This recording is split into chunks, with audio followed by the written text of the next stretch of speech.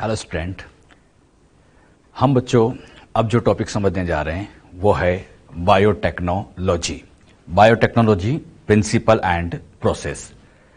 Biotechnology वाला जो part है ये बच्चों एग्जाम पॉइंट व्यू से बहुत बहुत इंपॉर्टेंट पार्ट है।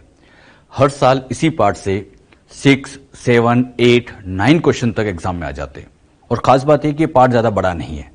जैसे हम मॉलिक्यूलर बेसिस ऑफ इनहेरिटेंस पढ़ते हैं, जेनेटिक्स में प्रिंसिपल ऑफ इनहेरिटेंस हम पढ़ते हैं, तो वो जो चैप्टर होते हैं काफी बड़े होते हैं। क्वेश्चन तो इतने ही आते हैं लेकिन वो काफी बड़े हैं। लेकिन बायोटेक वाला सेक्शन बहुत छोटा है, छोटा सेक्शन है, लेकिन इससे नंबर ऑफ क्वेश्चन बहुत आते हैं।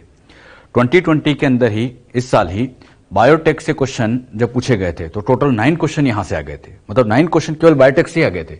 तो एग्जाम पॉइंट व्यू से ये बहुत इंपॉर्टेंट टॉपिक है और है भी बहुत आसान है। मतलब एक पूरी प्रोसेस होती है कि कैसे हम जीन निकालते हैं, कैसे इसको दूसरे ऑर्गेनिज्म में ट्रांसफर करते हैं, वो सारी बातें हम यहां पढ़ते हैं। काफी इंटरेस्टिंग भी है, पूरा एक्सपेरिमेंटल ये चलता है, तो समझने के हिसाब से भी बहुत अच्छा है, इंटरेस्टिंग टॉपिक है और एग्जाम पॉइंट व्यू से भी बहुत इंपॉर्टेंट है।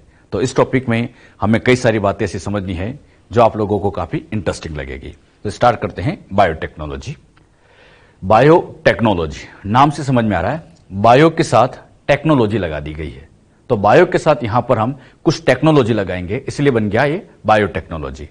इसमें हम क्या करेंगे, मान लीजिए ह्यूमन से ही हमने क्या की, कोई जीन को बाहर निकालेंगे, किसी पर्टिकुलर जीन को हम बाहर निकालेंगे, उस जीन को उठा के दूसरे ऑर्गेनिज्म में ट्रांसफर करेंगे। जैसे इकोलाई में ट्रांसफर कर देंगे, यीस्ट में ट्रांसफर कर देंगे, किसी अदर ऑर्गेनिज्म में ह्यूमन की जीन उठा के हमने डाल दी। अब बच्चों वहां पर इकोलाई के अंदर जो प्रोडक्ट बनेगा वो ह्यूमन का प्रोडक्ट बनेगा। अच्छा, ह्यूमन का जो प्रोडक्ट इकोलाई में बना, अब वो प्रोडक्ट हमारे लिए फायदेमंद होगा। मतलब हमने जीन इकोलाई में डाली, इकोलाई ने कुछ प्रोडक्ट बनाया और वो प्रोडक्ट हमारे काम आ जाता है। ये बच्चों बायोटेक का सबसे बड़ा फायदा है कि इसमें हम सारा काम अपने फायदे के लिए करते हैं। जैसे मान लीजिए हमने क्या किया, किसी प्लांट के अंदर जीन को डाला।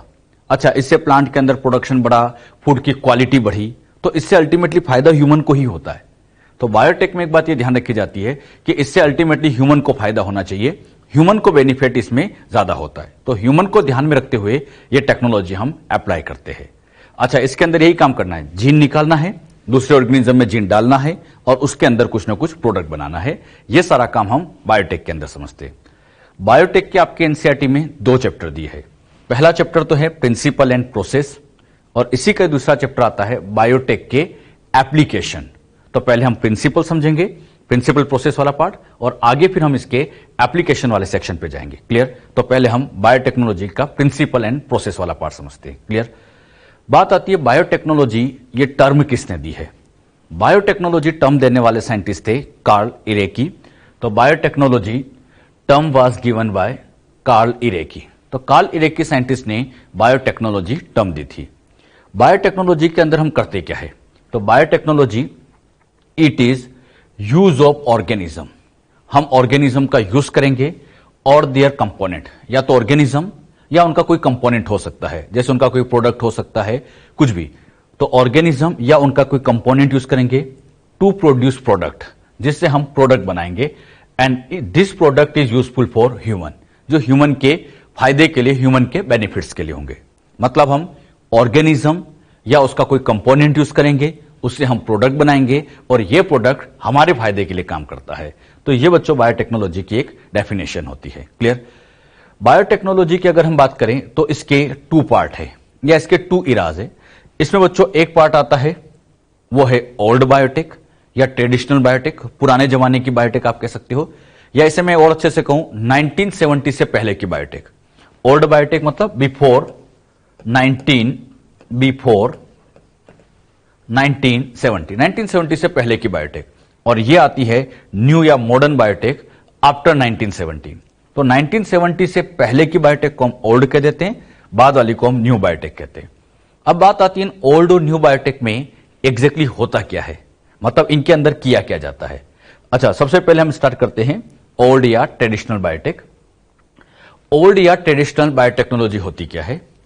ओल्ड बायोटेक्नोलॉजी का पर्पस होता है use of natural capability of microorganism to produce products.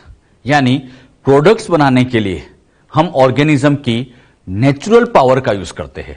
उसकी नेचुरल पावर का यूज करते हैं। यहां पर एक लाइन लिखिए, नेचुरल कैपेबिलिटी, ऑर्गेनिज्म की जो उसकी नेचुरल कैपेबिलिटी है उसका यूज करके हम प्रोडक्ट बनाते हैं। जैसे हम एग्जांपल लेते हैं, ज्यादा अच्छा समझ में आएगा। कर्ड का प्रोडक्शन, अच्छा कर्ड का बनना ये लैक्टोबैसिलस स्पीशीज से होता है। अच्छा कर्ड, दही आप सभी जानते हैं लैक्टोबैसिलस से बनाते हैं। अच्छा इसी तरह से वाइन ब्रेड का बनना सैक्रोमाइसिस सेरेवेसिस से होता है। ये एक तरह से ओल्ड बायोटेक का ही पार्ट होता है। आप लोग सभी जानते हैं कर्ड बनता कैसे है। कर्ड बनाने के लिए सबसे पहले क्या किया जाता है, ऐसे फ्लास्क के अंदर पहले मिल्क को ले लिया जाता है। अच्छा ये मिल्क को ले लिया गया, इस मिल्क को अच्छे से गर्म कर दिया जाता है, बहुत अच्छे से इसको गर्म करते हैं। गर्म करने के बाद आप सभी जानते हैं इसके अंदर घरों पे ऐसे ही करते हैं कि पुराना जो कर्ड होता है उसको इसमें हल्का सा मिला देते हैं। क्लियर, मान लीजिए ये पुराना कर्ड था, ये पुराना कर्ड इसके अंदर ऐड कर देते हैं। बात आती है पुराना कर्ड क्यों मिलाते हैं। पुराना कर्ड इसलिए मिलाते हैं क्योंकि इस पुराने कर्ड के अंदर लैक्टोबैसिलस बैक्टीरिया होता है। पुराने कर्ड के अंदर कौन सा बैक्टीरिया होता है, लैक्टोबैसिलस। यानी एक तरह से लैक्टोबैसिलस, इसको मैं शॉर्ट में एल से लिख देता हूं, लैक्टोबैसिलस बैक्टीरिया को आपने यहां ट्रांसफर कर दिया, यहां इनोकुलेट कर दिया। यहां बच्चों ये जो लैक्टोबैसिलस बैक्टीरिया आया, अब ये लैक्टोबैसिलस यहां रिलीज करता है लैक्टिक एसिड, और उसी लैक्टिक एसिड की वजह से, लैक्टिक एसिड की वजह से ही मिल्क के प्रोटीन का कोएगुलेशन होता है। और थोड़े टाइम बाद आप देखते हो तो यहां पर धीरे धीरे एक ऐसा डेंस मटेरियल तैयार हो जाता है, और ये जो डेंस मटेरियल अब यहां बन गया, यही अब नाम दे दिया जाएगा कर्ड। मतलब मिल्क यहां कर्ड में चेंज हो गया। किसकी मदद से हो गया, लैक्टोबैसिलस। तो मुझे एक बात बताओ, लैक्टोबैसिलस ने लैक्टिक एसिड रिलीज किया और उसी ने यहां पर मिल्क को कर्ड में चेंज किया। तो ये जो कर्ड बनाना है, ये जो कर्ड बना है, ये लैक्टोबैसिलस की नेचुरल पावर है। मतलब लैक्टोबैसिलस के अंदर खुद में ये पावर है कि वो लैक्टिक एसिड रिलीज करता है, और उसी पावर की वजह से ये कर्ड बना पाया। मुझे एक बात बताओ, क्या यहां पर कर्ड बनाने के लिए क्या हमने इस बैक्टीरिया के अंदर क्या किसी जीन को ट्रांसफर किया? क्या हमने कोई कर्ड की जीन इसके अंदर डाली? क्या कर्ड की जीन कुछ होती नहीं, मतलब यहां हमने कोई जीन नहीं डाली। तो बताओ, बिना जीन डाले ये इसकी नेचुरल पावर से प्रोडक्ट बना है। किससे बना? Natural power. तो नेचुरल पावर थी, लैक्टोबैसिलस की नेचुरल पावर है कि वो खुद ही बना सकता है। तो खुद बना सकता है, तो इसी को हम यहां पर नाम दे सकते हैं ओल्ड या traditional biotech. Old traditional biotech में क्या होता है, नेचुरल पावर का यूज करके। जैसे कर्ड का बनना, यह नेचुरल होता है। घरों में जब कर्ड बनते होंगे तो क्या उसमें इंसुलिन की जीन डालते हो? नहीं, अरे वो तो अपने आप ही बन जाता है बेटे। भाई मिल्क गर्म किया, लैक्टोबैसिलस डाला, अपने आप बन गया। क्लियर। इसी तरह से वाइन और ब्रेड का बनना, यह भी सैक्रोमाइसिस सेरेवेसिस की नेचुरल पावर है। तो नेचुरल पावर से ऐसे प्रोडक्ट का बनना, ये ओल्ड बायोटेक्नोलॉजी में आता है। ओल्ड बायोटेक क्या है, क्लियर हुआ सबको अच्छे से बच्चों? तो आप इसको नोट भी कर लीजिएगा। अच्छा, ओल्ड के साथ अब अगला केस लेते हैं, न्यू बायोटेक्नोलॉजी। न्यू या मॉडर्न बायोटेक्नोलॉजी, ये 1970 के बाद की आप कह सकते हो बायोटेक्नोलॉजी है। यूज ऑफ जेनेटिक इंजीनियरिंग या recombinant DNA technology to produce product. यहां हम जेनेटिक इंजीनियरिंग का यूज करेंगे और उससे हम प्रोडक्ट बनाएंगे। अच्छा, इसका बहुत अच्छा एग्जांपल आता है। For example, human insulin gene transferred in E coli. E coli के अंदर ह्यूमन की इंसुलिन की जीन को ट्रांसफर किया गया, जिससे वहां इंसुलिन का प्रोडक्शन हुआ। यह बच्चों न्यू बायोटेक का एक बहुत अच्छा एग्जांपल होता है। क्लियर। एग्जैक्टली यहां पर होता क्या है, जैसे मैं इसको और अच्छे से आपको क्लियर करूं। मान लीजिए बच्चों, ये कोई पर्सन है, मान लीजिए ह्यूमन है, और इस ह्यूमन के अंदर डायबिटीज है। मतलब ये पर्सन है, इसको डायबिटिक पर्सन है, डायबिटीज है। डायबिटीज में आप जानते हैं इसके अंदर ब्लड शुगर लेवल ज्यादा रहता है। डायबिटिक पेशेंट में ही होता है, ब्लड शुगर लेवल ज्यादा है। अब इन पेशेंट को क्योर करना है, ठीक करना है। बताओ कैसे ठीक करें? डायबिटिक पेशेंट को ठीक करने के लिए आप सभी जानते हैं कि इसके लिए इसमें इंसुलिन का इंजेक्शन लगाया जाए, इसके अंदर इंसुलिन का इंजेक्शन लगाया जाए, यही होता है। अब बात आती है इंसुलिन लाया कहां से जाए। सबसे बड़ा क्वेश्चन तो यह है कि इंसुलिन को हम लाए कहां से। अच्छा, पुराने जमाने में क्या किया जाता था? पुराने जमाने में इंसुलिन लाने के लिए या तो काऊ का या पिग का यूज किया जाता था। काऊ या पिग का यूज किया जाता था।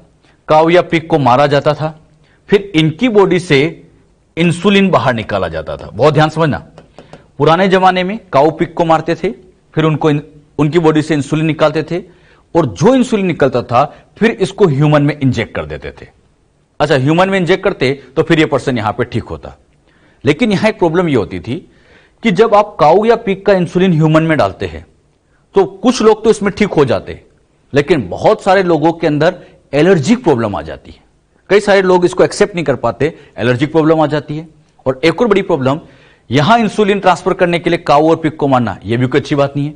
मतलब यह तरीका इतना अच्छा नहीं था, इसमें एलर्जिक प्रॉब्लम आती थी क्योंकि आपने ह्यूमन के अंदर किसी नॉन ह्यूमन का प्रोडक्ट डाला है, तो ह्यूमन की बॉडी इसमें एज ए अपोजिशन यहां पर रिजेक्शन शो करती है, मतलब इस इंसुलिन को एक्सेप्ट नहीं करती और एलर्जी शो करने लग जाती है। अब बात आती है तो फिर इंसुलिन लाए कहां से? पुराने जमाने में तो काऊ पिग का यूज करते थे, लेकिन वो सक्सेस नहीं था। तो फिर बात आती है इंसुलिन को लाए कहां से? अच्छा, इस इंसुलिन को लाने के लिए अब क्या किया जाता है? सबसे पहले ह्यूमन से ह्यूमन की इंसुलिन की जीन को बाहर निकालते हैं। ह्यूमन से ह्यूमन की इंसुलिन की जीन को बाहर निकालेंगे। अब मुझे बताओ, इंसुलिन की जीन कहां से बाहर निकाले? कौन सी सेल से? हां, आप किसी भी सेल से निकाल सकते हो, क्योंकि बॉडी की हर सेल में इंसुलिन की जीन है, और किसी भी पर्सन की ले सकते हो। अच्छा, क्योंकि सभी पर्सन के अंदर इंसुलिन की जीन एक जैसी है, तो आप किसी भी पर्सन की इंसुलिन की जीन ले सकते हो। जरूरी नहीं कि पेशेंट की ली जाए, किसी भी पर्सन की लो। अच्छा, इस इंसुलिन की जीन को उठा के अब ई कोलाई में डालो। बताओ, ह्यूमन की जीन कहां डाल दी गई? ई कोलाई के अंदर। जब ये ई कोलाई के अंदर डाल दी गई तो ई कोलाई ने यहां पर ह्यूमन के इंसुलिन का प्रोडक्शन किया। क्लियर? और ये जो ह्यूमन का इंसुलिन बना है, अच्छा ये ह्यूमन इंसुलिन ही है, क्योंकि जीन ह्यूमन की है। अरे जीन तो ह्यूमन की है, तो इंसुलिन जो बनेगा ह्यूमन का ही बनेगा। और इस ह्यूमन इंसुलिन को उठा के अब यहां पेशेंट में ट्रांसफर करें। अच्छा, पेशेंट में ट्रांसफर करेंगे तो इस बार कोई रिजेक्शन नहीं आएगा, कोई एलर्जिक रिएक्शन नहीं आएगी, कोई एलर्जिक रिएक्शन नहीं आती। और एक सबसे बड़ा फायदा, ई कोलाई की सेल आप सभी जानते हैं 20 मिनट में डिवाइड होती है। तो जैसे जैसे ये सेल्स डिवाइड होती जाएगी, यहां प्रोडक्शन भी बहुत ज्यादा होगा, यानी कम टाइम में हम लार्ज स्केल लेवल पर प्रोडक्शन कर सकते हैं। दो फायदा, एक तो एलर्जी नहीं होती और कम टाइम में प्रोडक्शन भी ज्यादा हो सकता है। और खास बात, ये प्रोडक्ट है तो ह्यूमन का ही, प्रोडक्ट है तो ह्यूमन का ही, क्योंकि ह्यूमन की जीन से ही बनाए। तो ह्यूमन की जीन का प्रोडक्ट है, तो पेशेंट में अगर डालते भी है तो कोई साइड इफेक्ट के चांस नहीं, कोई एलर्जी की प्रॉब्लम नहीं है। तो हमने यहां किया क्या? जीन को निकाला, ई कोलाई में डाला, प्रोडक्ट बनाया, फिर ह्यूमन में ट्रांसफर किया। तो ऐसे जीन निकाला, ई कोलाई में डालना, यह सारा जो पार्ट होता है, यही बच्चों कहलाता है जेनेटिक इंजीनियरिंग। ये एक तरह की इंजीनियरिंग है। हम इसमें जीन को बाहर निकाल रहे हैं, उसको काट रहे हैं, आगे मैं समझाऊंगा, वेक्टर के साथ जोड़ेंगे, ई कोलाई में डालेंगे। यह सब एक तरह की इंजीनियरिंग होती है, जेनेटिक लेवल की इंजीनियरिंग। तो इसी को नाम दिया जेनेटिक इंजीनियरिंग। तो जेनेटिक इंजीनियरिंग से हम प्रोडक्ट बना रहे, और जेनेटिक इंजीनियरिंग से प्रोडक्ट का बनना यह कहलाता है न्यू या मॉडर्न बायोटेक। यानी बायोटेक के कितने पार्ट हो गए? दो। एक हो गया ट्रेडिशनल बायोटेक, एक हो गया मॉडर्न बायोटेक। ट्रेडिशनल में ऐसे जीन नहीं डालते थे, नेचुरल पावर का यूज करते थे। तो नेचुरल पावर से अगर कोई प्रोडक्ट बनता है, किससे? नेचुरल पावर से बनता है, तो वो कहलाता है ओल्ड बायोटेक। और अगर जेनेटिक इंजीनियरिंग से बनाया जाए तो यह कहलाता है न्यू बायोटेक। और न्यू या मॉडर्न बायोटेक का बेस्ट एग्जांपल इंसुलिन का बनना। ये इंसुलिन का बनना मैंने बस एक बेसिक समझाया आप लोग को, इसको डिटेल में आप लोगों को बायोटेक की एप्लीकेशन में समझाया भी जाएगा, डिटेल में समझाया जाएगा कि एग्जैक्टली इसको कैसे कैसे बनाया गया होगा। सब कुछ आपको वहां पर क्लियर कर दिया जाएगा। क्लियर? तो जो बात यहां पर अभी आपको समझाई है, यहां पर जो भी समझाई है, क्लियर हुई बच्चों अच्छे से? तो इस पॉइंट को आप लोग नोट भी कर लीजिएगा। क्लियर? हमने बच्चों अभी बायोटेक की ओल्ड और न्यू दोनों डेफिनेशन हमने समझी है। ओल्ड डेफिनेशन भी समझी थी और न्यू डेफिनेशन भी समझी थी। अब बच्चों ओल्ड और न्यू बायोटेक को आपस में कंबाइन करके यूरोपियन फेडरेशन ऑफ बायोटेक्नोलॉजी ने एक स्टैंडर्ड डेफिनेशन दी है। वो डेफिनेशन क्या होती है वो हम समझते हैं। The European Federation of Biotechnology, European Federation of Biotechnology, short में इसको ईएफबी कहते हैं। EFB has given of definition of biotechnology.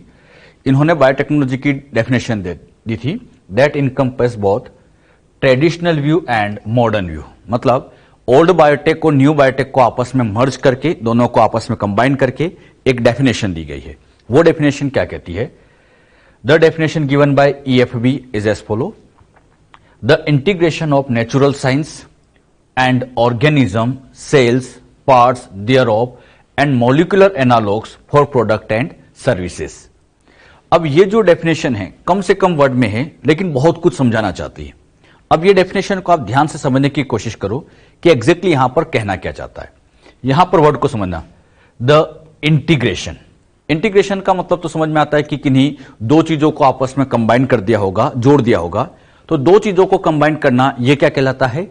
Integration. तो इंटीग्रेशन किया गया किसका? नेचुरल साइंस का। नेचुरल साइंस का किसके साथ? ऑर्गेनिज्म, सेल्स, सेल या उसका कोई पार्ट, या फिर कोई मॉलिक्यूलर एनालॉग्स। मॉलिक्यूलर एनालॉग्स मतलब डीएनए हो सकता है, आरएनए हो सकता है, ये मॉलिक्यूलर चीजें होती है, तो मॉलिक्यूलर एनालॉग्स। अच्छा, नेचुरल साइंस का इन चीजों के साथ इंटीग्रेशन किया गया। इंटीग्रेशन करने से बनाए गए प्रोडक्ट, और ये जो प्रोडक्ट होते हैं ये ह्यूमन की सर्विसेज के लिए काम में लिए जाते हैं। ह्यूमन सर्विसेज मतलब ह्यूमन के फायदे के लिए। तो ये डेफिनेशन एग्जैक्टली क्या कहती है? यहां पर इंटीग्रेशन किया गया दो चीजों का, नेचुरल साइंस का और ऑर्गेनिज्म का, या ऑर्गेनिज्म या उसका कोई सेल या उसका कोई पार्ट। तो नेचुरल साइंस का ऑर्गेनिज्म के साथ वहां पर इंटीग्रेशन किया गया, जोड़ा गया, और जोड़ने के बाद यहां पर बनाए गए प्रोडक्ट्स, और ये प्रोडक्ट ह्यूमन की सर्विसेज या ह्यूमन की हेल्प के लिए काम में लिए जाते हैं। इसको बच्चों आप ऐसे समझिए, आरएनए का बनना, प्रोटीन का बनना, ये सब होता है natural science. Integration of natural science मतलब ये अपने आप होता है, ये नेचर में होता है। सेल में डीएनए से आरएनए बन रहा है, प्रोटीन बन रहा है, ये अपने आप ही तो हो रहा है। क्या आपकी मर्जी से बन रहे हैं क्या? नहीं, सब अपने आप बन रहे हैं, नेचुरल बन रहे हैं। तो ये एक तरह की नेचुरल साइंस है। अब हुआ क्या? ह्यूमन की जीन को लिया गया। मान लीजिए हमने ह्यूमन की जीन लिया, कोई भी ऑर्गेनिज्म ले सकते हो, उस जीन को हमने ई कोलाई के साथ यहां इंटीग्रेट कर दिया। इंटीग्रेट मतलब जोड़ दिया, मतलब ह्यूमन की सेल का जीन लिया गया और उस जीन को उठा के हमने ई कोलाई के साथ इंटीग्रेट किया। इंटीग्रेट करने के बाद अब चली नेचुरल साइंस। अच्छा, ये इंटीग्रेशन हो गया। अब तो यहां नेचुरल साइंस मतलब अपने आप सारा काम होगा। क्या हुआ? यहां जीन से आरएनए बना, प्रोटीन बना, प्रोडक्ट बना। अब ये प्रोटीन एक तरह का प्रोडक्ट बना। अब ये जो प्रोडक्ट बना है, ये प्रोडक्ट हमारे फायदे के लिए काम आ रहा है, मतलब ह्यूमन की सर्विसेज में काम आ रहा है। तो यहां किया क्या गया? नेचुरल साइंस के साथ इन चीजों का इंटीग्रेशन किया गया। नेचुरल साइंस के साथ कुछ चीजों का इंटीग्रेशन किया गया जिससे प्रोडक्ट बने, और ये प्रोडक्ट ह्यूमन की सर्विसेज में काम आ रहे हैं। तो ये डेफिनेशन क्या कहना चाहती है, समझ में आई बच्चों अच्छे से? नेचुरल साइंस का किसी जीन का या किसी और चीज के साथ क्या किया गया? इंटीग्रेशन, प्रोडक्ट बनाए जो ह्यूमन की सर्विसेज में काम आते हैं। क्लियर? तो ये डेफिनेशन क्या कहना चाहती है? क्लियर बच्चों अच्छे से? यहां पर ये डेफिनेशन आप अच्छे से ध्यान रखें। बिल्कुल, ये पूछा जाएगा ये डेफिनेशन किसने दी है, तो क्या बताओगे? European Federation of biotechnology. और इस डेफिनेशन को कैसे दिया गया? ओल्ड बायोटेक, न्यू बायोटेक के दोनों पॉइंट को मर्ज करके ये डेफिनेशन यहां पर गवर्न की गई, दी गई।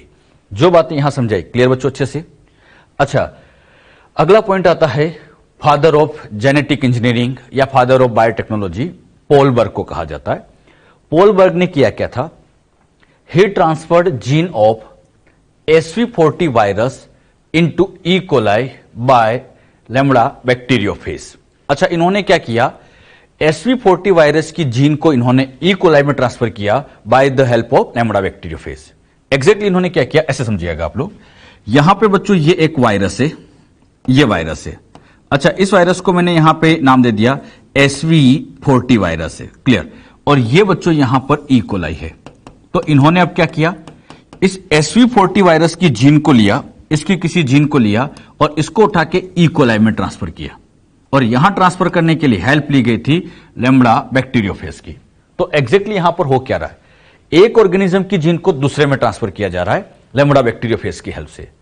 अब खुद सोचो, मैं आपको एक जीन दूं और मैं कहूं दूसरे ऑर्गेनिज्म में ट्रांसफर करो, बड़ा मुश्किल काम, इतना आसान नहीं होता है।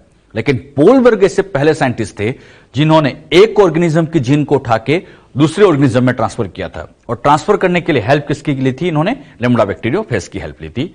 ये यहां एज अ वेक्टर का काम करता है। वेक्टर क्या होता है, ये इस चैप्टर के अंदर हम डिटेल में और आपको समझाएंगे। जो बात यहां भी समझाई, क्लियर हुई?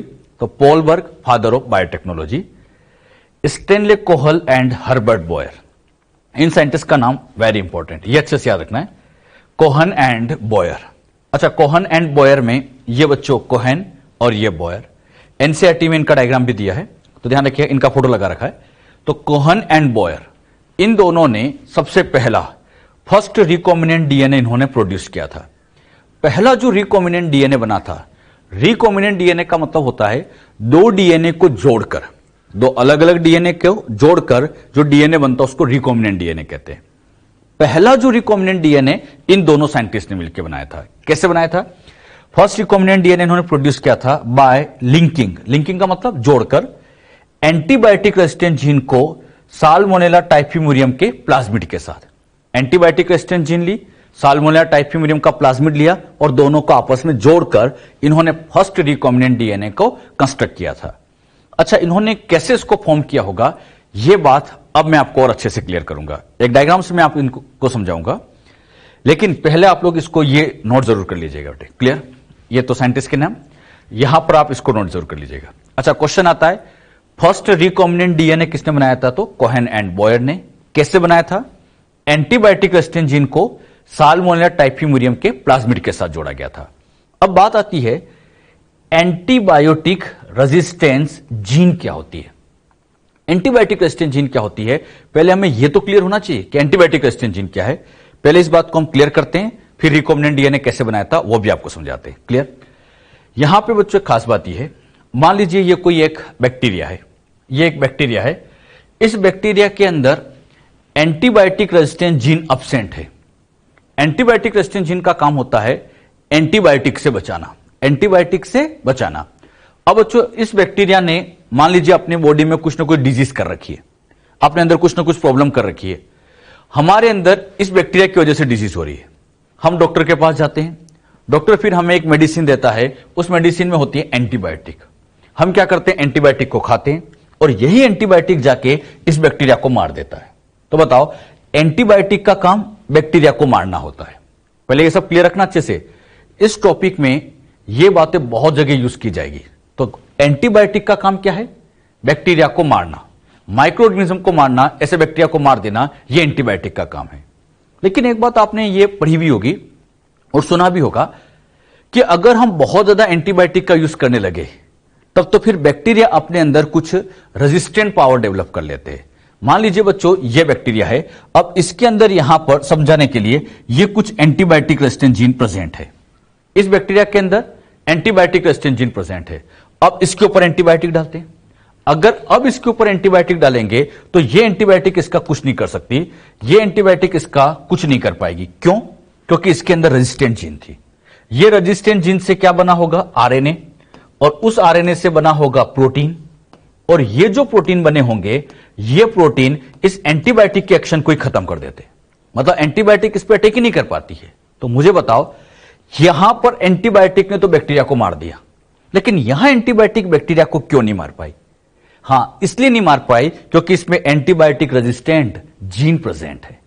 अच्छा, यहां पर एंटीबायोटिक के रिस्पेक्ट में समझाता हूं।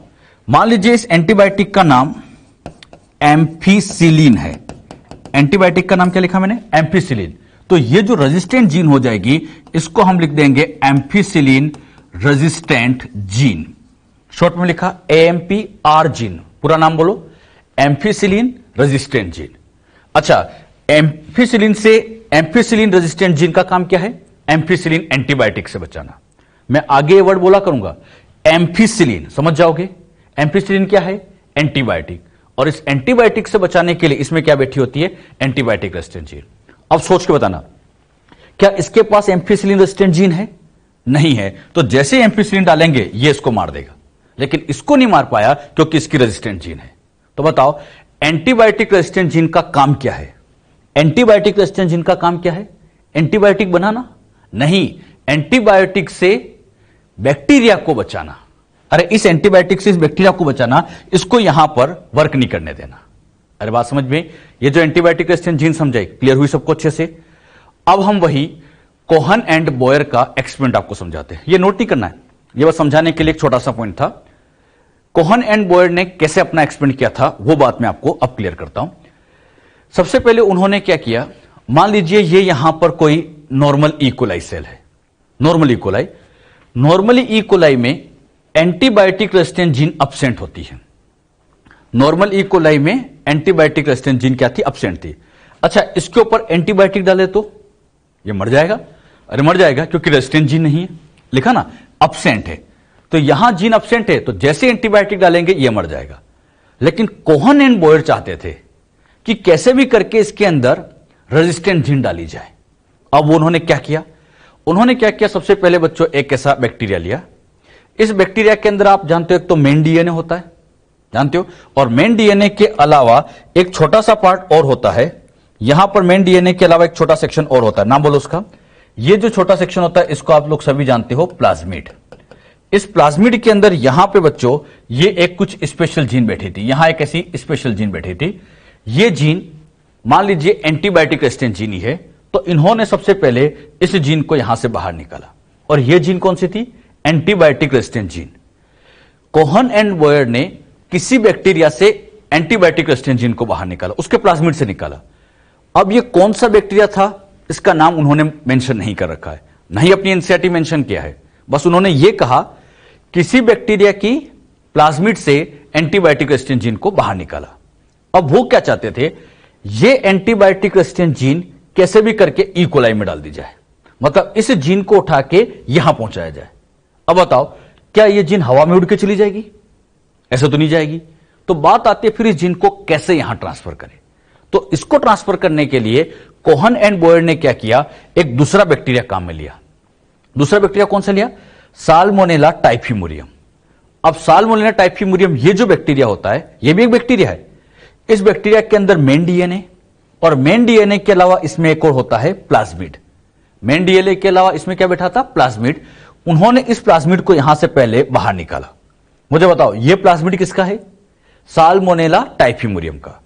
अब कोहन एंड बॉयर ने क्या किया, एंटीबायोटिक रेजिस्टेंट जीन इस बैक्टीरिया की थी, उसका नाम नहीं पता कौन सा बैक्टीरिया है, किसी बैक्टीरिया की एंटीबायोटिक रेजिस्टेंट जीन को लिया, साल्मोनेला टाइफीमुरियम का प्लाज्मिड लिया और इन दोनों को आपस में लिंक कर दिया। लिंक मतलब जोड़ दिया। और जैसे इन दोनों को आपस में जोड़ दिया तो यहां पर ये डीएनए भी और ये डीएनए भी, दो डीएनए जुड़ गए। और दो डीएनए जुड़ जाए तो ऐसे डीएनए को नाम दिया जाता है रिकॉम्बिनेंट डीएनए। अरे दो डीएनए चिपक गए, एक प्लाज्मिड वाला और एक रेजिस्टेंट जीन वाला। तो अरे प्लाज्मिड भी तो डीएनए ही होता है और ये रेजिस्टेंट जीन भी तो एक छोटा डीएनए ही है। तो दो डीएनए को आपस में कंबाइन किया गया, इसलिए नाम दिया रिकॉम्बिनेंट डीएनए। इसी का एक नाम और आरडीएनए। आगे बच्चों कई बार मैं आरडीएनए शब्द बोलूंगा, आर मतलब रिकॉम्बिनेंट। इसी का एक नाम और हाइब्रिड डीएनए भी कह सकते हैं, या इसी को ही काइमेरा या काइमेरिक डीएनए भी कह सकते हैं। ये काइमेरा डीएनए या काइमेरिक डीएनए भी इसको कह सकते हैं। ये सारे नाम एक ही है। रिकॉम्बिनेंट डीएनए कहो, काइमेरिक डीएनए कहो, हाइब्रिड डीएनए कहो, आरडीएनए कहो, एक ही बात है। इन दोनों डीएनए को आपस में जोड़ दिया तो ऐसे डीएनए का नाम बन गया रिकॉम्बिनेंट डीएनए। अच्छा, रिकॉम्बिनेंट डीएनए, ये पहला रिकॉम्बिनेंट डीएनए बनाया था किसने, कोहन एंड बॉयर ने। कैसे बनाया बताओ, कोहन एंड बॉयर ने एंटीबायोटिक रेजिस्टेंट जीन को साल्मोनेला टाइफीमुरियम के प्लाज्मिड के साथ जोड़ा। यह लाइन अभी हमने लिखी थी। तो एंटीबायोटिक रेजिस्टेंट जीन को साल्मोनेला टाइफीमुरियम के प्लाज्मिड के साथ जोड़ दिया। क्लियर। अब बच्चों ये जो रिकॉम्बिनेंट डीएनए यहां तैयार हुआ, अब उन्होंने इस रिकॉम्बिनेंट डीएनए को लेके फिर फाइनली पहुंचाया ई कोलाई के अंदर। अच्छा, ई कोलाई के अंदर इन्होंने इसको ट्रांसफर किया, मतलब इसको उठा के इसके अंदर ट्रांसफर किया। और जैसे इसके अंदर ट्रांसफर किया, आप देखिएगा ये वाला यहां पहुंच चुका है। और जैसे यहां पहुंचा, क्या इसमें एंटीबायोटिक रेजिस्टेंट जीन आ चुकी है? अरे ये वाली जीन एंटीबायोटिक रेजिस्टेंट जीन ही तो है। अब बताओ, पहले एंटीबायोटिक डालते थे तो ये मर जाता था, लेकिन अब इसके पास रेजिस्टेंट जीन आ गई तो कितनी भी एंटीबायोटिक डालो अब ये नहीं मरेगा। अच्छा, इसके ऊपर एंटीबायोटिक डालो अब ये नहीं मरेगा क्योंकि रेजिस्टेंट जीन आ गई। तो यहां पर नई जीन आ गई, इसके अंदर क्या आ गई, नई जीन। और नई जीन आ गई तो मैं कह सकता हूं इसका जीनोटाइप यहां पर हमने चेंज कर दिया। हमने यहां पर आर्टिफिशियली नई जीन डाल दी तो इसका जीनोटाइप चेंज हुआ, और जीनोटाइप चेंज हुआ तो फिनोटाइप भी चेंज होगा। फिनोटाइप क्यों चेंज होगा बच्चों? क्योंकि पहले एंटीबायोटिक मार रहा था, अब एंटीबायोटिक इसको कुछ नहीं कर पा रहा है क्योंकि रेजिस्टेंट जीन आ गई, तो इसका जीनोटाइप चेंज हो गया। तो एक तरह से ये हल्का सा जीन मॉडिफाइड कर दिया गया, इसके जीनोटाइप को हमने मॉडिफाइड कर दिया, तो इसी को लिखा गया genetic modified E coli. Genetic modified को शॉर्ट में लिखते हैं जीएम। जीएम का फुल फॉर्म जेनेटिक मॉडिफाइड। और ये जो जेनेटिक मॉडिफाइड ई कोलाई बना है, इसके अंदर एंटीबायोटिक रेजिस्टेंट जीन प्रेजेंट है। और जीन प्रेजेंट होने से अब एंटीबायोटिक इसका कुछ नहीं कर सकती। इसको तो अभी भी मार सकती है लेकिन इसको नहीं मार सकती क्योंकि रेजिस्टेंट जीन आ गई। तो मुझे बताओ, नई जीन जब हम डालते हैं जेनेटिक इंजीनियरिंग से, तो इसमें जीनोटाइप भी चेंज होगा क्योंकि नई जीन आई, हमने आर्टिफिशियली जीन डाल दी तो जीनोटाइप भी चेंज हो गया, तो साथ साथ फिनोटाइप भी चेंज हो जाएगा। तो यहां इस ऑर्गेनिज्म का जीनोटाइप फिनोटाइप चेंज हो जाता है, और जीनोटाइप चेंज हुआ इसे लिखा गया जेनेटिक मॉडिफाइड। अरे बात समझ में आई? अच्छा, यहां पर एग्जैक्टली क्या किया गया, कुछ समझ में आया बच्चों? एंटीबायोटिक रेजिस्टेंट जीन को लिया, साल्मोनेला टाइफिमुरियम के प्लाज्मिड के साथ जोड़ा, रिकॉम्बिनेंट डीएनए बनाया, और इसको उठा के इन्होंने होस्ट के अंदर पहुंचाया। और यहां पर यह बच्चों एक तरह से होस्ट ही है, और यह होस्ट कोई और नहीं ई कोलाई की सेल है, जिसके अंदर जीन डालते हैं उसको क्या कहा जाता है? होस्ट। अब बताओ, हमने बच्चों इस जीन को पहुंचाने के लिए एक तरह से इस डीएनए की भी हेल्प ली, यानी इस प्लाज्मिड की हेल्प ली। तो जीन को ट्रांसफर करने के लिए, जीन को होस्ट में ट्रांसफर करने के लिए जो दूसरा डीएनए काम आता है, इसको वेक्टर कहा जाता है। मतलब यही प्लाज्मिड क्या नाम बन गया? वेक्टर। वेक्टर क्या होता समझना, वेक्टर बच्चों एक ऐसा डीएनए जो डिजायर्ड जीन, मतलब काम की जीन को होस्ट में पहुंचाता है। तो डिजायर्ड जीन को होस्ट में पहुंचाने के लिए जो डीएनए काम में लिया गया उसका वेक्टर कहा जाता है। क्लियर? और यह वेक्टर एक तरह का प्लाज्मिड ही है। अब बच्चों के दिमाग में एक डाउट यहां बनता है कि सर ऐसा भी तो कर सकते थे कि इस पूरे प्लाज्मिड को ही बाहर निकालते और एस यहां डाल सकते थे। बिल्कुल, यह भी किया जा सकता था, लेकिन कोहन एंड बॉयर ने कैसे ये एक्सपेंड किया था, ये बच्चों मैंने आपको बताया। उन्होंने एग्जैक्टली क्या किया था, चाहते तो ऐसा भी हो सकता था कि इस प्लाज्मिड को निकालते और डायरेक्ट पहुंचा सकते थे, अरे प्लाज्मिड यहां एज ए वेक्टर काम में लेते हैं। लेकिन यहां पर इस वाले प्लाज्मिड को लेने का एक फायदा यह होता है कि ई कोलाई की सेल और साल्मोनेला टाइफिमुरियम की सेल काफी मिलती जुलती होती है, और मिलती जुलती सेल होने से फायदा यह होता है कि ये जो प्लाज्मिड है यहां पर आसानी से रेप्लिकेट भी कर सकता है, मतलब अपनी कॉपी भी बना सकता है। ये एक से यहां पर आसानी से दो भी हो सकता है, रेप्लिकेट कर सकता है। तो इन्होंने साल्मोनेला टाइफिमुरियम का प्लाज्मिड ही क्यों लिया था, उसका रीजन यही होता है कि यहां पर इसका प्लाज्मिड ई कोलाई की सेल में आसानी से रेप्लिकेट कर जाता है। इसीलिए कोहन एंड बॉयर ने साल्मोनेला टाइफिमुरियम के प्लाज्मिड का यूज किया था, क्योंकि इनकी सेल काफी सेम होती है, मिलती जुलती है। जो एक्सपेरिमेंट मैंने अभी आपको समझाया, आपके एनसीईआरटी में पूरे आधे पेज का एक वहां पर पैराग्राफ लिखा है। जब आप उस पैराग्राफ को ऐसे डायरेक्टली पढ़ते हैं तो आपको समझ भी नहीं आता कि वो कहना क्या चाहता है। तो आप क्या करना बच्चों, उस डायग्राम को समझ, उस पैराग्राफ को पढ़ते समय ये डायग्राम सामने रखना। डायग्राम सामने रख के उस पैराग्राफ को पढ़ोगे, आपको बहुत आसान लगेगा, और ऐसे पढ़ते रहोगे तो थोड़ी देर में नींद आ जाएगी। तो आप इन डायग्राम का यूज करते हुए बायोटेक को समझने की कोशिश करें बेटे। क्लियर? अभी तो जस्ट स्टार्ट है, आगे हम इसमें कई तरह के और डायग्राम भी बनाएंगे। बायोटेक को समझने का बेस्ट तरीका, डायग्राम अगर आपके पास अच्छे हैं तो आप लोग इसको बहुत इजी वे में समझ जाएंगे। क्लियर? जो मैंने अभी आपको समझाया एक बार मैं आपसे फिर पूछता हूं। पहला recombinant DNA Cohen and Boyer ने बनाया। कैसे बनाया? एंटीबायोटिक रेजिस्टेंट जीन को साल्मोनेला टाइफिमुरियम के प्लाज्मिड के साथ जोड़ा। क्लियर? और ये पूछा जाएगा उन्होंने जो रिकॉम्बिनेंट डीएनए बनाया था ये ह्यूमन में ट्रांसफर किया? अरे नहीं, ह्यूमन में नहीं। कहां ट्रांसफर किया था? ई कोलाई के अंदर। बात समझ में आई? और उन्होंने साल्मोनेला टाइफिमुरियम का प्लाज्मिड क्यों यूज किया? इसलिए यूज किया था क्योंकि इसका प्लाज्मिड ई कोलाई की सेल में आसानी से रेप्लिकेट कर जाता है, क्योंकि इनकी सेल काफी सेम होती है, मिलती जुलती होती है। जो बात यहां समझे, क्लियर? इसको अब नोट करो, ये भी नोट करो। हाँ, इधर से अब नोट कर लो। क्या नोट्स अपने बच्चों अच्छे से? तो ये बातें आप लोगों को अब आनी चाहिए। अगला पार्ट अब हम यहां समझेंगे स्टेप्स ऑफ बायोटेक्नोलॉजी।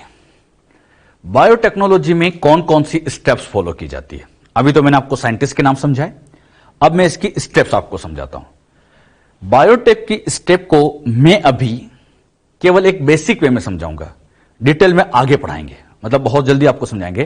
पहले एक बेसिक आपको क्लियर कर दें कि एग्जैक्टली बायोटेक्नोलॉजी में होता क्या है। तो शुरुआत से लेके मैं आपको एंड तक का एक बेसिक सेक्शन या एक तरह से कहूं ओवरव्यू आपको दे रहा हूं कि एग्जैक्टली बायोटेक में क्या होता है। डिटेल ही समझा रहा हूं, भी बेसिक बातें क्लियर कर रहे हैं। सबसे पहले मान लीजिए यह कोई सेल है।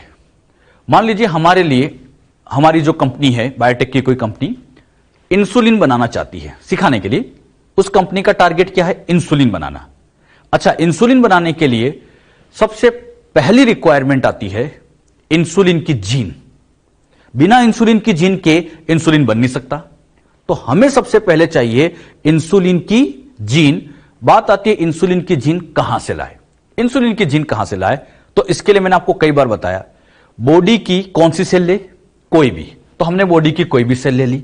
अब इस सेल में से सबसे पहले सेल में से जितना भी डीएनए उस डीएनए का आइसोलेशन किया जाता है। अच्छा, आइसोलेशन कैसे किया जाता है ये भी समझाऊंगा मैं आगे। मैंने कहा ना बस मैं यहां पर बेसिक समझा रहा हूं, स्टेप के एक तरह से नाम लिख रहा हूं, केवल डिटेल में आगे पढ़ाएंगे। सबसे पहले डीएनए का आइसोलेशन कर देते हैं। डीएनए बाहर आ गया। अब बच्चों जो डीएनए बाहर आया इसे डीएनए को काटेंगे और काटने के लिए यहां पर एंजाइम आता है आरई। आरई का फुल फॉर्म रेस्ट्रिक्शन एंडोन्यूक्लियस। अच्छा, यह नाम हमने पहले भी कई बार लिया है, रेस्ट्रिक्शन एंडोन्यूक्लियस। अब बच्चों ये बारी आ रही है कि रेस्ट्रिक्शन एंडोन्यूक्लियस को हम डिटेल में समझे, तो यस, इसको भी हम बहुत जल्दी डिटेल में पढ़ने वाले हैं, किसके क्या क्या फीचर्स होते हैं। क्लियर? आरई का काम अभी ध्यान रखो, डीएनए को काटेगा। अच्छा, डीएनए को काटेगा तो डीएनए कैसे कई टुकड़े बन जाएंगे, ऐसे बहुत सारे टुकड़े बनेंगे। हमारा डीएनए बहुत बड़ा है तो ऐसे कई फ्रेगमेंट्स बनेंगे। जब ये फ्रेगमेंट्स बन जाएंगे तो इन सब फ्रेगमेंट में से सारे फ्रेगमेंट हमारे काम के नहीं है। हमारे लिए काम का कौन सा होता है? इंसुलिन की जीन। तो हमें इन फ्रेगमेंट में से इंसुलिन की जीन ढूंढनी पड़ेगी, सर्च करनी पड़ेगी कि इनमें कैसे पता लगाए कि इंसुलिन की जीन कैसे है। अच्छा, ये कैसे पता लगाते हैं ये भी मैं आगे समझाऊंगा आपको। अभी बस मैंने कहा ना स्टेप के नाम लिख रहा हूं केवल। यहां पे बच्चों इनमें से इंसुलिन की जीन कैसे पता करते हैं वो भी समझा देंगे। अच्छा, मान लीजिए सिखाने के लिए ये रेड वाली इंसुलिन की जीन है। कौन सी वाली? रेड वाली। तो अब ये इंसुलिन की जीन जो हमने सिलेक्ट कर ली है, यहां पे हम करेंगे selection of desired gene. Selection of desired gene मतलब जो हमारा डिजायर्ड जीन किसको कहते हैं? जो हमारे लिए इंपॉर्टेंट है, जिससे हमें प्रोडक्ट बनाना है। इंसुलिन की जीन डिजायर्ड जीन है तो ये इंसुलिन की जीन आ गई। अभी इंसुलिन की जीन की नंबर बहुत कम है, मतलब कई बार हम जब वेक्टर के साथ जोड़ेंगे तो हो सकता है कि प्रॉपर जुड़ नहीं पाए क्योंकि नंबर कम है, क्योंकि एक बार में जुड़ जाए कोई जरूरी भी नहीं। तो हमें इसकी पहले नंबर बढ़ा लेनी चाहिए। जैसे मैंने कहा नंबर बढ़ाना है, उसी टाइम आपका दिमाग भी क्लिक करना चाहिए, सब सिखा चुका हूं मैं। अगर हमें जीन की नंबर बढ़ाना है, डीएनए को एम्पलीफाई करना है, कौन सी technique? Yes, very good, PCR. तो यहां पे हम नंबर इंक्रीज करेंगे बाय पीसीआर। अच्छा, पीसीआर करते ही यह नंबर बढ़ जाएगी। पीसीआर करने का फायदा नंबर बढ़ाने के लिए, लेकिन मैं फिर कहूंगा पीसीआर ऑप्शनल होता है। अगर बच्चों नंबर मान लो यहां पहले से ही ज्यादा होती तो फिर पीसीआर करने की आवश्यकता नहीं है, पीसीआर की जरूरत नहीं है। पीसीआर हमेशा ऑप्शनल रखा जाता है। क्लियर? अभी क्या बताया? डीएनए को बाहर निकाला, आरई से काटा, डिजायर्ड जीन को सिलेक्ट करेंगे, फिर उसकी नंबर को बढ़ा देंगे। अच्छा, ये सब कैसे होगा डिटेल में सब पढ़ाया जाएगा, अभी बेसिक सिखा रहा हूं मैं। अच्छा, अब ये जो डिजायर्ड जीन है, ये डिजायर्ड जीन है, ये जीन सेल के बाहर काम नहीं करेगी, ये सब सेल के बाहर है। तो हमें इसको सेल के अंदर ट्रांसफर करना पड़ेगा, होस्ट सेल में पहुंचाना पड़ेगा। मैं जीन को उठा के यहां बाहर रख दूं, जीन को उठा के से बाहर रख दूं, क्या काम करेगी? नहीं, उसको तो सेल मिलनी चाहिए, सेल में तो काम करेगी। तो इसको पहले होस्ट सेल में ट्रांसफर करना पड़ेगा। बात आती कैसे ट्रांसफर करें? तो होस्ट सेल में ट्रांसफर करने के लिए हमें यहां पर रिक्वायरमेंट होती है एक स्पेशल डीएनए की, जिसका नाम होता है वेक्टर। यह वेक्टर बच्चों मोस्ट ऑफ केस में आप जानते हैं प्लाज्मिड है, लेकिन प्लाज्मिड के अलावा भी और भी बहुत सारे होते हैं। कौन कौन से होते हैं, वेक्टर में क्या फीचर होने चाहिए, सब आगे सिखाया जाएगा। मैं कह रहा हूं ना बेसिक सिखा रहा हूं। हां, हमें ऐसे वेक्टर की जरूरत पड़ती है। और वेक्टर की ध्यान रखना, एक कॉपी नहीं लेते, वेक्टर की कई कॉपी लेते। सिखाने के लिए दो, लेकिन ये दो नहीं, ये बहुत सारे लिए जाते। अच्छा, ये जितने भी वेक्टर होते हैं, इन सारे वेक्टर को ऐसे बच्चों जैसे टेस्ट ट्यूब में भर लिया गया। सिखाने के लिए वेक्टर को कहां भर लिया गया? टेस्ट ट्यूब में। अब इन वेक्टर को कट करने के लिए इसके अंदर भी यहां पर एक एंजाइम डाल देंगे, आरई। फुल फॉर्म बोलो। अरे वेक्टर भी एक डीएनए ही तो है बेटे। वेक्टर को काटना है तो क्या डाल दिया? आरई। तो यहां पे अगली स्टेप यही आती है, कट बाय आरई। अच्छा, आरई से कट लगाएंगे तो इसमें इस तरह की कटिंग हो जाती है। यह एक पर्टिकुलर आरई लेंगे, आरई कौन सा लेंगे सब आपको सिखाऊंगा आगे। यहां पर जैसे हम आरई लेंगे इसमें से कट लग जाते हैं। अच्छा, यह सब काम टेस्ट ट्यूब में ही होता है। यह सारा काम कहां किया जा रहा है बच्चों? टेस्ट ट्यूब में। मतलब टेस्ट ट्यूब के अंदर ही ये वेक्टर पड़े। सिखाने के लिए मैंने दो बनाए, लेकिन ऐसे दो नहीं, टू नहीं, ये बहुत सारे होते हैं, ऐसे बहुत सारे लिए जाते हैं। एक जैसे वेक्टर की कई कॉपी ली जाती है। क्लियर? अच्छा, ये वेक्टर कट चुके हैं। अब बताओ, ये भी कटे हुए फॉर्म में है, ये भी कटे हुए फॉर्म में है। अब इनको उठा के इसके अंदर डाल दिया जाएगा। मतलब ये जो बच्चों यहां पर डीएनए था, इस डीएनए को उठा के, ये जो डिजायर्ड जीन थी, इस डिजायर्ड जीन को उठा के इसी टेस्ट ट्यूब में डाल देंगे। अब इनको चिपकाना है, इनको और इनको चिपकाना है, तो साथ ही साथ एक एंजाइम मिलाते हैं, लाइगेस। कौन सा? लाइगेस, तो यहां पे ज्वाइन करने के लिए डीएनए लाइगेस, ये डीएनए लाइगेस इस टेस्ट ट्यूब में डाल देते। बताओ टेस्ट ट्यूब में क्या डाल दिया, डीएनए लाइगेस। लाइगेस क्या करेगा, इसको और इसको जोड़ेगा, मतलब ये और ये आपस में जुड़ेंगे। अब बच्चों जुड़ते टाइम एक चांस ये होता है, ध्यान सुनना, अब ये केसेस इंपॉर्टेंट है। जब ये ज्वाइन होते हैं, जुड़ते हैं, तो एक चांस ये होता है कि यहां पर ये वेक्टर वापस खुद से जुड़ जाए। हां बिल्कुल चांस है भाई, लाइगेज है, और मैं तो कहूंगा ज्यादा चांस है कि ये खुद से जुड़ जाए। अगर बच्चों ये यहां पर खुद से चिपक गया, मान लो खुद से चिपक गया, तो जैसे ये कटा फिर जुड़ गया, कटा और फिर जुड़ गया। अगर ये वापस जुड़ गया तो ये पहले जैसा ही बन जाएगा। अरे जैसे ये चिपकेगा पहले जैसे तो बन गया। मुझे बताओ क्या इसमें नया डीएनए आ पाया, नहीं आ पाया, तो यहां नया डीएनए नहीं पहुंचा। ऐसा हो सकता है कि वेक्टर खुद से जुड़ जाए, इसीलिए हम ज्यादा कॉपी लेते हैं। अच्छा, एक केस ये भी तो हो सकता था कि ये डिजायर्ड जीन आके यहां जुड़ जाए, मतलब यहां पर ऐसे ये बच्चों डिजायर्ड जीन जुड़ जाए, बिल्कुल हो सकता है। तो यहां पे बच्चों हो सकता है ऐसे डिजायर्ड जीन जुड़ जाए। मतलब दो चांस है, पहला चांस ये खुद से जुड़ जाए और दूसरा चांस डिजायर्ड जीन यहां जुड़ जाए। दो बातें हैं। अगर बच्चों ये खुद से ही जुड़ गया तो यहां नया डीएनए कुछ आया नहीं, तो इसमें हम स्पेशल नाम लिखेंगे नॉन रिकॉम्बिनेंट डीएनए। क्या लिखेंगे बच्चों, नॉन रिकॉम्बिनेंट डीएनए। इसको शॉर्ट में भी लिख सकता हूं एनआर। एनआर मतलब नॉन रिकॉम्बिनेंट, ये नॉन रिकॉम्बिनेंट डीएनए। अच्छा क्यों कहा नॉन रिकॉम्बिनेंट, इसको इसलिए कहा गया है क्योंकि ये खुद से जुड़ गया, नया कुछ जुड़ नहीं पाया। अच्छा, इसी नॉन रिकॉम्बिनेंट डीएनए को मैं एक नाम और लिख सकता हूं, सेल्फ लाइगेटेड। वर्ड समझने की कोशिश करना बच्चों, सेल्फ लाइगेटेड, नाम से समझ में आ रहा है, खुद से ही लाइगेट हो गया, कुछ नया नहीं, खुद से ही लाइगेट हो गया तो सेल्फ लाइगेटेड हो गया। लेकिन यहां बताओ इस वाले के अंदर कुछ नया जुड़ गया है, और नया जुड़ गया तो यह बन गया रिकॉम्बिनेंट डीएनए। तो मुझे बताओ एक चांस थी खुद जुड़ जाए, एक चांस थी कि यहां कुछ नया जुड़ जाए। तो दो तरह के केसेस बनते हैं, एक तो होता है नॉन रिकॉम्बिनेंट, एक रिकॉम्बिनेंट। अच्छा, इन नॉन रिकॉम्बिनेंट और रिकॉम्बिनेंट में से आप बताओ कौन सा हमारे लिए काम का है, कौन सा हमारे लिए इंपॉर्टेंट है, नॉन रिकॉम्बिनेंट या रिकॉम्बिनेंट?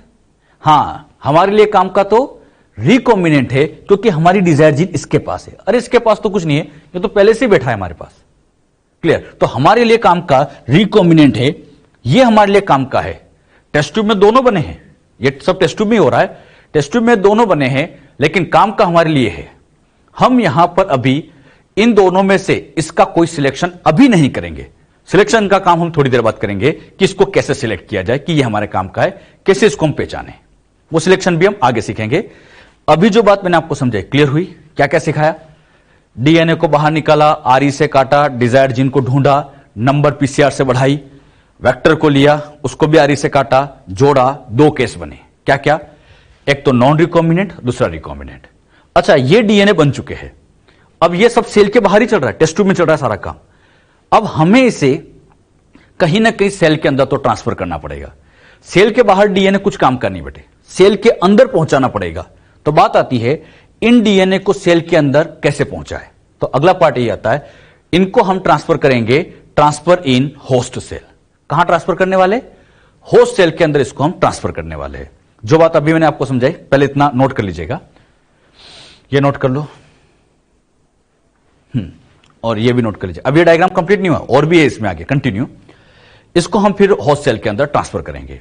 जब बच्चों हम इन दोनों डीएनए को यहां पर फिर से ले लेते हैं, ये वाला कौन सा था आप बोलो नाम? नॉन रिकॉम्बिनेंट, ये वाला रिकॉम्बिनेंट, और इनको उठा के कहां ट्रांसफर कर रहे हैं? होस्ट सेल के अंदर। यहां इनको उठा के हम होस्ट सेल में ट्रांसफर कर रहे हैं। सिखाने के लिए ये मैंने होस्ट सेल यहां पर आपके सामने ड्रॉ कर दी है। ये बच्चों यहां पर होस्ट सेल है, क्लियर? और इनको उठा के हम ट्रांसफर इन होस्ट सेल, हम बच्चों इसको होस्ट सेल में ट्रांसफर करने जा रहे हैं, इनको होस्ट सेल में ट्रांसफर करने जा रहे हैं, दोनों को उठा के होस्ट सेल में पहुंचा रहे हैं। अब बहुत ध्यान समझना, जो होस्ट सेल रहते हैं, जैसे होस्ट सेल बैक्टीरिया हो गया, ई कोलाई हो गया, तो ये जो डीएनए मैंने बनाया ये तो इनका ओरिजिनल डीएनए, बैक्टीरिया में एक मेन डीएनए तो होता ही है, हम बच्चों ये एक्स्ट्रा यहां पहुंचाने जा रहे हैं। क्लियर? अब यहां पर सबसे पहली बात ध्यान से सुनना, हम यहां पर होस्ट के नंबर 1 2 नहीं लेते, ये भी बहुत सारी ली जाती है। मतलब हम पेट्री डिश के अंदर ऐसी बहुत सारी होस्ट सेल, कई सारी बैक्टीरियल सेल लेते हैं। सिखाने के लिए मैंने 3 बनाई है, लेकिन ऐसी बहुत सारी ली जाती है। अच्छा, जब इनको उठा के आप होस्ट में पहुंचाते, कैसे पहुंचाते हैं यह भी मैं आगे आपको समझाऊंगा। मैं फिर कह रहा हूं ना, बेसिक सिखा रहा हूं बस अभी तो, कि आपको कौन कौन सी स्टेप फॉलो करनी है, डिटेल आगे आएगा। अच्छा, जब इनको हम होस्ट सेल में पहुंचाते हैं तो पहला चांस यह था, ध्यान से सुना, कि इन दोनों में से कोई भी यहां होस्ट के अंदर ना पहुंचे, मतलब दोनों में से कोई भी यहां ना पहुंचे, बिल्कुल ये हो सकता है। और मैं तो कहूंगा ज्यादा चांस ये होगा कि इनमें से कोई भी ना पहुंचे।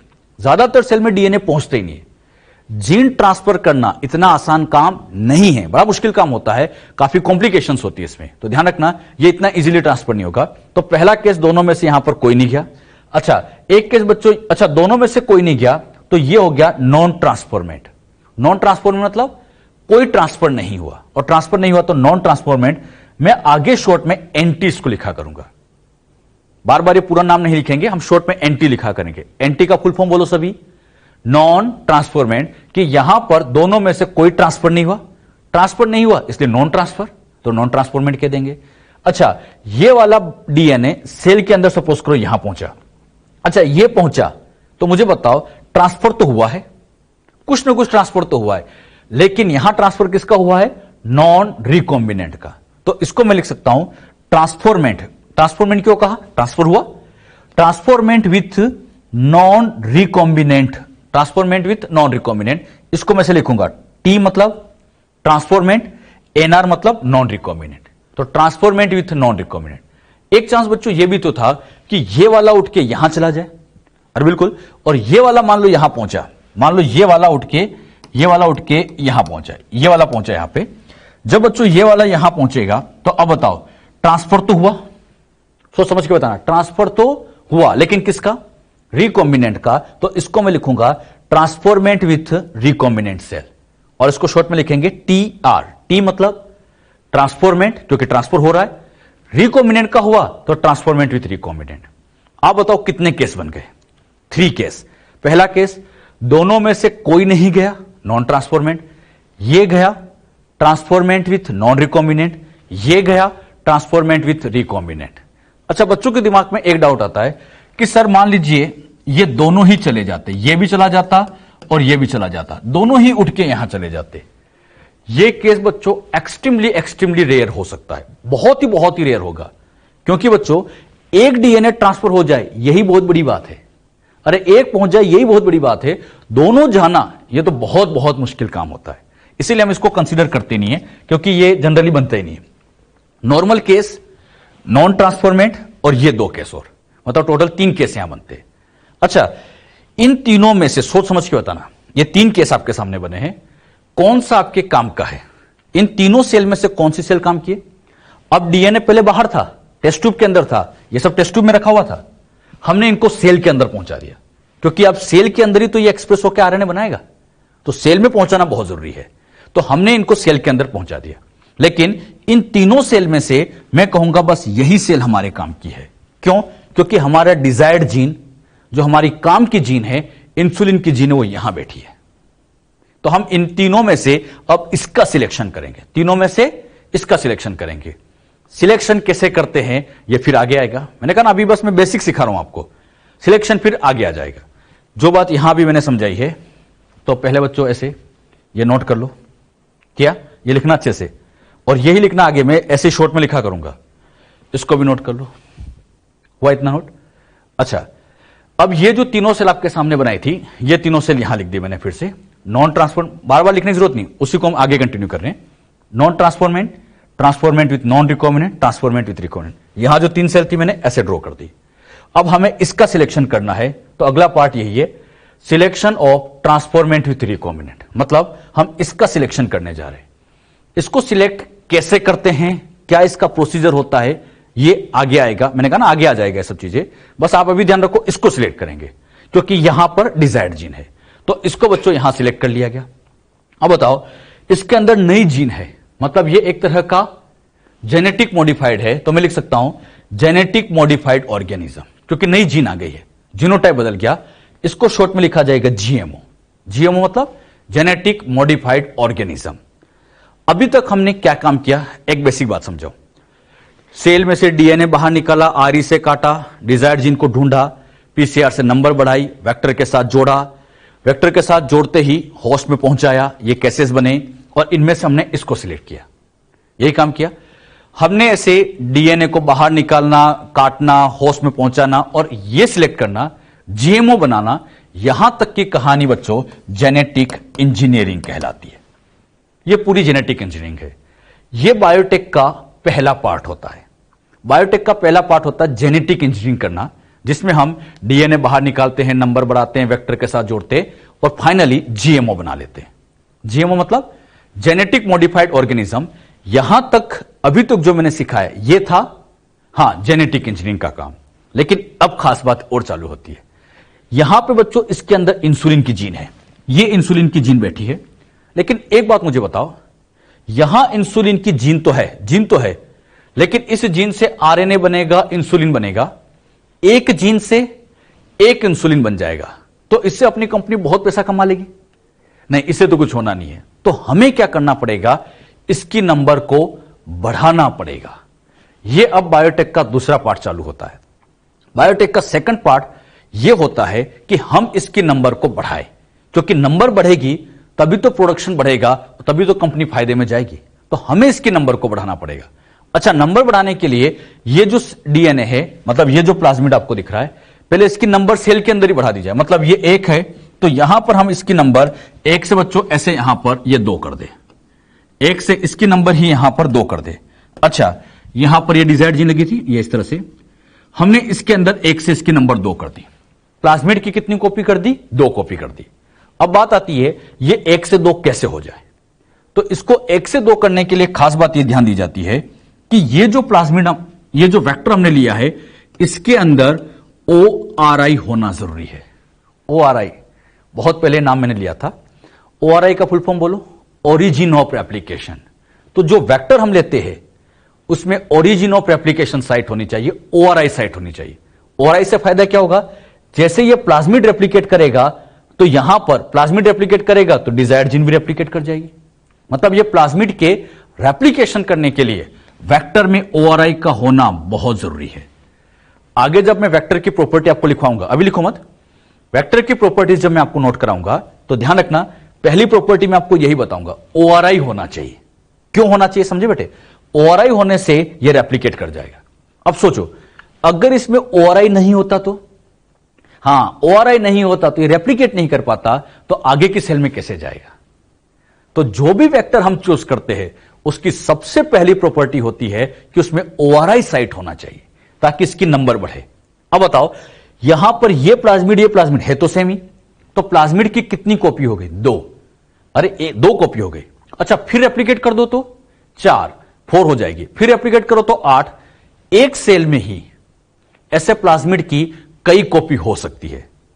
आप लोग जनरली ये पढ़ते हैं, आप लोग जनरली ये सोचते होंगे कि बैक्टीरिया के अंदर केवल एक प्लाज्मिड होता है। बात सही है, लेकिन इस एक प्लाज्मिड की यहां पर कई कॉपी हो सकती है, बहुत सारी कॉपी हो सकती है। इवन यहां पर कई बार तो ये 100 तक हो सकती है बच्चों।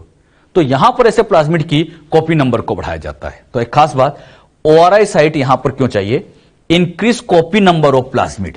अब मुझे बताना है कॉपी नंबर क्या है? अरे इसकी तो कॉपी बनाई हमने, तो कॉपी बनाना यही कॉपी नंबर कहलाता है। तो प्लाज्मिड की कॉपी नंबर इंक्रीज करते हैं, साथ ही साथ सेल की नंबर भी इंक्रीज करते हैं। And increase the number of cell, मतलब सेल की नंबर को increase the number of cell, दोनों काम करेंगे। प्लाज्मिड की नंबर तो बढ़ाई रहे, साथ ही साथ सेल की नंबर भी बढ़ाई जाएगी। बात आती है सेल की नंबर कैसे बढ़ाए। सेल की नंबर बढ़ाना है तो इसको डिवाइड करेंगे। आगे मैं आपको समझाऊंगा। इन सेल को डिवाइड करने के लिए हम बड़े बड़े बायोरिएक्टर लेंगे, जिनमें 1000 लीटर का कल्चर मीडियम भरेंगे और सेल को रात दिन ग्रो कराएंगे, जिससे इसकी बच्चों नंबर बढ़े। जैसे ये है तो ये प्लाज्मिड भी रेप्लिकेट करता जाएगा। मतलब यहां पर आप देखोगे तो ऐसे प्लाज्मिड की नंबर भी बढ़ती जाएगी और इन सेल्स की नंबर भी बढ़ती जाएगी। हमें दोनों काम करना है, प्लाज्मिड की नंबर सेल के अंदर बढ़ाना है और सेल की नंबर भी बढ़ती जानी है, ताकि इससे अल्टीमेटली प्रोडक्शन बहुत ज्यादा हो। हमारा टारगेट यही है, प्रोडक्शन को बढ़ाना है। तो प्रोडक्शन बढ़ाने के लिए इन जीन्स की नंबर बढ़ानी पड़ेगी। तो इससे प्लाज्मिड की कॉपी नंबर भी बढ़ा देते हैं और सेल की नंबर भी बढ़ा देते हैं, ताकि इससे अल्टीमेटली प्रोडक्शन ज्यादा हो। अरे बात समझ में? तो एक बात ये हमेशा ध्यान रखना, प्लाज्मिड की कॉपी नंबर भी बढ़ाई गई, सेल भी नंबर बढ़ाई गई। कैसे बढ़ाते हैं? इसके लिए हम बायोरिएक्टर का यूज करते हैं। बायोरिएक्टर में क्या फीचर्स होते हैं वो फिर आगे आएगा। तो अभी बस ये बातें समझो क्या कर रहे हैं। जीएमओ बनाते हैं, उसके नंबर को बढ़ा देते हैं। नंबर क्यों बढ़ाएगी समझ में आया बच्चों से? अच्छा, अब यहां पर होगा क्या, ये जो बच्चों हमने नंबर यहां बढ़ाई है, अब ये जो जीन थी, अब इस जीन से यहां बनेगा आरएनए, आरएनए से बनेगा प्रोटीन, अरे प्रोटीन बनेगा, और यही प्रोटीन एक तरह से बन जाएगा प्रोडक्ट। मतलब इस सेल के अंदर प्रोडक्ट बनेगा, यहां पर भी इस सेल के अंदर बनेगा प्रोडक्ट, इस सेल के अंदर यहां भी बनेगा प्रोडक्ट। मतलब इन सारी सेल्स के अंदर ऐसे प्रोडक्ट बनते जाएंगे, ऐसे प्रोडक्ट बनते जाएंगे। हमें बच्चों सेल से मतलब है या प्रोडक्ट से? अरे ये प्रोडक्ट मान लो इंसुलिन ही है, तो हमें तो इस इंसुलिन को मार्केट में बेचना है, सेल थोड़ी बेचने जाएंगे। हमें इन प्रोडक्ट को इन सेल में से अब बाहर निकालना पड़ेगा। तो अगला पार्ट यही होता है, नंबर बढ़ाने के बाद अगला पार्ट आता है isolation, purification and quality test of product. अच्छा, आइसोलेशन ऑफ प्रोडक्ट मतलब यहां से प्रोडक्ट को बाहर निकालेंगे, फिर उस प्रोडक्ट को पूरी तरह से प्यूरिफाई करेंगे कि उसमें कोई टॉक्सिक तो नहीं है, तो प्यूरिफिकेशन करेंगे, साथ ही साथ उसकी क्वालिटी टेस्ट करेंगे। बायोलॉजिकल चीजों में क्वालिटी चेक करना बड़ा इंपॉर्टेंट होता है कि जो प्रोडक्ट बनाया है वो वाकई में ढंग से काम कर रहा है नहीं कर रहा है, उसकी क्वालिटी कैसी है। हम मार्केट में कोई चीज लेने जाते हैं तो हम यही तो देखते हैं कि इसको क्वालिटी कैसी है, तो यहां पर हम उसकी क्वालिटी चेक करेंगे कि एग्जैक्ट जो प्रोडक्ट बना उसकी क्वालिटी कैसी है। तो क्या क्या किया गया? आइसोलेशन किया गया, प्यूरिफिकेशन किया गया, क्वालिटी टेस्ट की जाती है प्रोडक्ट की। और खास बात, जब प्रोडक्ट की क्वालिटी टेस्ट कर दी, क्वालिटी में अच्छा बना है, तो फिर उस प्रोडक्ट की पैकेजिंग करेंगे और साथ ही साथ मार्केटिंग करेंगे। मतलब उस प्रोडक्ट को अच्छे तरीके से पैक किया जाएगा और उसको फिर मार्केट में लॉन्च कर दिया जाएगा। अच्छा, मार्केटिंग कराने के लिए हम एमआर का यूज करते हैं। बायोलॉजिकल चीजें के प्रोडक्ट के लिए हम एमआर का यूज कर सकते हैं। तो ध्यान रखिए, प्रोडक्ट को पैक करते हैं और अच्छे तरीके से उसकी मार्केटिंग कराते हैं।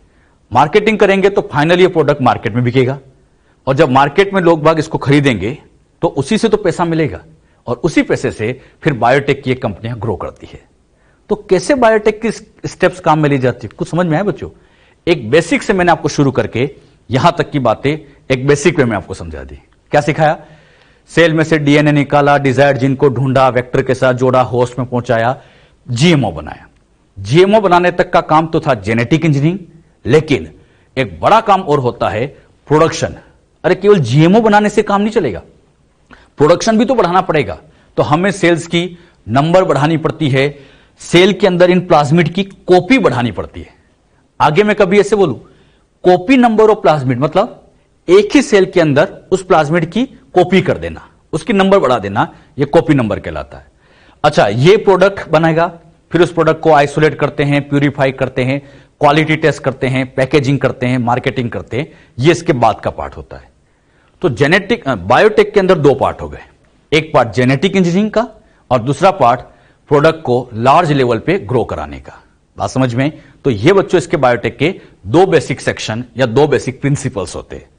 अच्छा, जेनेटिक मॉडिफाइड ऑर्गेनिज्म बनाने का काम केवल एक बार होता है। अच्छा, ये जितनी भी सेल्स बनती है ना, जैसे इसको रेप्लिकेट करते हैं, तो इनमें से कुछ सेल्स को क्या करेंगे, जैसे ये सेल है तो इस सेल्स को हम स्टोर करके रख लेंगे, मतलब ऐसे टेस्ट ट्यूब में बहुत अच्छे से इसको स्टेराइल कंडीशन में स्टोर कर लेंगे, बाकी से तो प्रोडक्शन कराते जाएंगे। अच्छा, इसको स्टोर क्यों करेंगे? स्टोर करने से फायदा यह है कि मान लीजिए फ्यूचर में फिर से मैं प्रोडक्ट बनाना है तो डायरेक्ट ये सेल लो, फिर इसकी नंबर बढ़ा दो। अरे बात समझ में? यानी बायोटेक के अंदर जीएमओ बनाने का काम केवल एक बार होता है। एक बार स्टैंडर्ड जीएमओ बन गया तब तो फिर उसको स्टोर करके रख लिया जाता है, फिर बस उसकी नंबर बढ़ाने के लिए उसको रेप्लिकेट सेल को डिवाइड करते जाते हैं। तो ध्यान रखना, जीएमओ केवल एक बार बनाते हैं और उसके बाद यह काम तो बार बार चलता ही रहता है। तो बायोटेक के कितने पार्ट हो गए बच्चों? दो। जो बात मैंने आपको समझाई ये तो हमने लिख लिया था, नोट कर लिया था। अब वो जो सेल हमने ऐसे यहां 3 बनाई थी, उसे में आगे चाहे तो लिख सकते हो, सिलेक्शन ऑफ टीआर, फिर ये बनाओ, फिर ये बनाओ और इस तरह से इसको बना लो।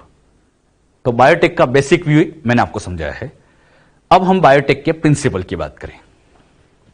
ये नोट कर लिया बच्चों अच्छे से सबने? बायोटेक में प्रिंसिपल्स ऑफ बायोटेक्नोलॉजी। बायोटेक के अगर प्रिंसिपल की बात करें तो इसमें यह बच्चों हमने जेनेटिक मॉडिफाइड ऑर्गेनिज्म बनाया था, पहला काम अपना यही होता है। तो फर्स्ट इसका प्रिंसिपल आता है जेनेटिक इंजीनियरिंग। अच्छा, जेनेटिक इंजीनियरिंग क्यों करते हैं? To produce GMO. जीएमओ बनाने का काम करते जेनेटिक मॉडिफाइड ऑर्गेनिज्म। अच्छा, this technique alter the chemistry of genetic material, मतलब हमने क्या किया, नई जीन डाल दी तो इस जेनेटिक मटेरियल का जीनोटाइप बदल गया, यानी उसकी केमिस्ट्री हल्की सी बदल गई। अच्छा, हम यहां पर केमिस्ट्री ऑफ जेनेटिक मटेरियल को चेंज करते हैं, मतलब नई जीन डालते हैं तो उसका जीनोटाइप बदल जाता है। इसीलिए एनसीईआरटी लिखती है चेंज द केमिस्ट्री। केमिस्ट्री मतलब उसमें कुछ हमने चेंजेस कर दिया है। क्लियर? अच्छा, यहां पे अगला खास बात, मॉडिफाइड डीएनए मतलब आरडीएनए, ये आरडीएनए हो गया एक तरह का। RDNA introduce into host organism, host organism में डाल रखा है। अच्छा, दस change the phenotype of the host organism, इससे इसका जीनोटाइप भी चेंज हो जाता है और इसका फिनोटाइप होता है। तो हम जीएमओ बनाते हैं, इसको हम होस्ट पे पहुंचा देते हैं, और होस्ट जीएमओ बनाते हैं जिसके अंदर नई जीन आ चुकी होती है, जीनोटाइप फिनोटाइप उसका चेंज हो जाता है। पहला पार्ट तो था जेनेटिक इंजीनियरिंग का। दूसरा पार्ट था growth of GMO at large scale level. अब इसको हाई लेवल पे ग्रो किया जाए। क्लियर?